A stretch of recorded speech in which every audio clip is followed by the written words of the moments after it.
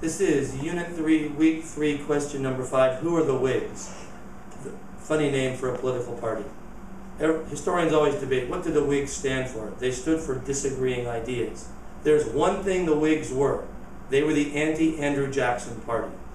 When Jackson had this national mass of popular voters, those who opposed him realized they needed a new structure, a new party to appeal to the commoners.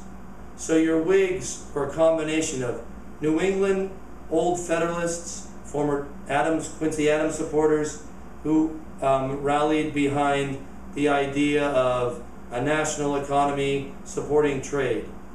And they were also composed of moralists, the conscience Whigs, those who were opposed to slavery, those who wanted reform in the country, wanted to ban alcohol and drinking, conscience Whigs. Then in the South, you had your cotton Whigs, who massively wanted to expand the United States and expand slavery into more Western states. Of course, your conscience Whigs and your cotton Whigs are going to be opposing each other. So this party's got a lot of conflict. The reason? It's founded to be anti-Jackson. They tried to find out what they could agree on and went with that. In the 1836 election, they solidified behind a candidate. Martin Van Buren was handpicked by Andrew Jackson. So they put up a new candidate in 1840, William Henry Harrison. And they called him this hard-drinking guy, man of the people, man of the log cabin, Tippecanoe and Tyler too. Later it's going to be his hero of the battle of fighting the Indians. And make him look like Jackson.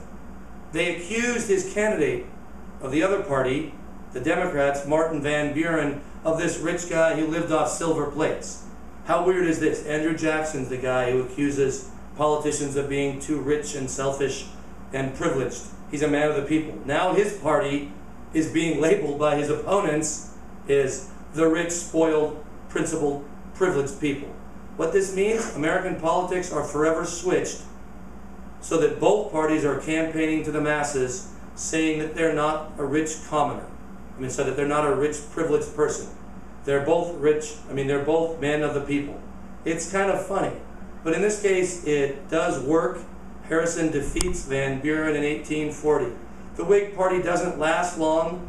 What's going to tear it apart? Slavery. You can't have a party trying to support trade and national policies, the American system, Henry Clay's Rhodes, and another trying to push the U.S. for slavery. The moral component, religious Protestants who are anti-Catholic combined with pro-slavery advocates are going to divulge and collapse in conflict. It's founded as a party that 1, hates Jackson, 2, wants to gain power, 3, tries to form a national alliance that doesn't work.